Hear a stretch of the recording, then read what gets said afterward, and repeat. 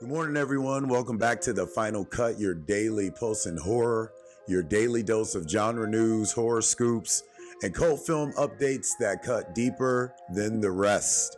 I'm your host, Travis, and today we're pulling back the curtain on a studio slump, a haunted Scandi horror drama, and a period ghost story that's giving Gothic revenge its sharpest edge yet. Let's dive in. All right, first up, Jason Blum is doing something rare in Hollywood, admitting when something flopped and taking full accountability. On the Town podcast, the Blumhouse founder opened up about the disappointing box office performance of M3GAN 2.0, which opened to just 10.2 million domestically and 17 million worldwide, far below expectations.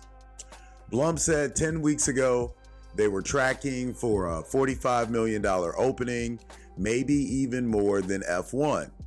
Then projections dropped to 30 million, then 20 million, and finally landed even lower. He joked about spiraling into a death spiral of depression, but more importantly, he shared how overconfidence in the M3GAN brand may have led them astray. He admitted they misread the room, changing genres from horror thriller to action comedy, rushing into a summer release window, and assuming M3GAN's cultural cachet could carry anything. Blumhouse has had other recent stumbles, but thankfully kept budgets tight. Here's my question to you guys. Do you think genre switching killed M3GAN 2.0? Or was it just too soon for a sequel? Let us know what you think about the thoughts of the film and what's going on with it in the comments. All right, next up, SpectreVision, the visionary team behind Mandy, A Girl Walks Home Alone at Night, and Swiss Army Man, has wrapped production on Dawning, a genre-bending horror drama by Norwegian filmmaker Patrick Syversen. The story follows three sisters grieving in isolation after their youngest attempts suicide, until the death of their abusive mother and a mysterious stranger throw everything into psychological chaos. It's part Scandinavian prestige drama, part primal folk horror, and stars some of Norway's top talent, including power plays Catherine Thorberg Johansson. SpectreVision is calling Dawning bold, riveting, and terrifying. They're also launching a management division, SpectreVision Artists, so this could mark the start of a new creative era for the company. Are you into horror that leans art house and psychologically, or do you prefer your scares straightforward and loud? Let me know what you think in the comments. And finally, Ben Ratcliffe has joined the cast of Anna Biller's period ghost movie, The Face of Horror. Inspired loosely by the Japanese ghost story Yatsuya Kaiden, the story follows a 14th century nobleman who dumps his wife for a wealthier suitor, only for her to come back for revenge from beyond the grave. Ratcliffe plays Roger alongside Yona Howard King, Ellie Bamber, Leo Sutter, and Bella Heathcote.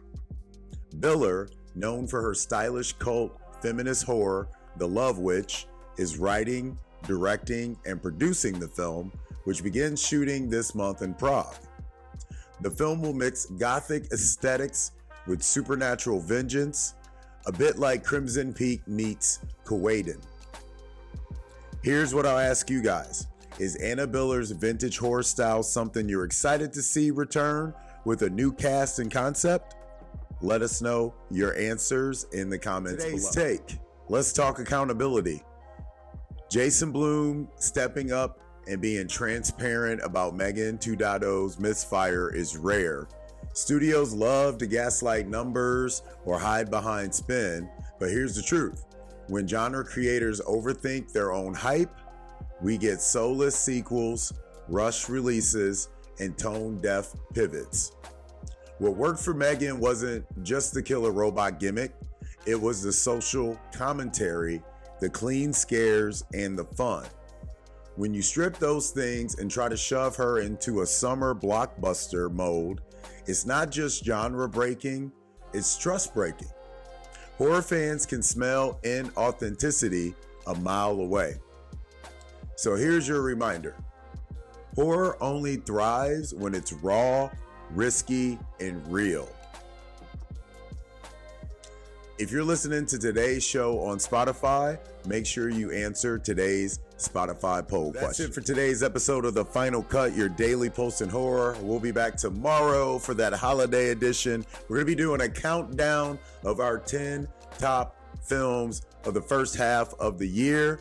We'll be back tomorrow with more scoops and shout outs also from across the horror landscape. You guys know what to do. Follow us on all social media platforms at HMUNCUT. Follow me personally at Travis Nyquil with an extra L at the end.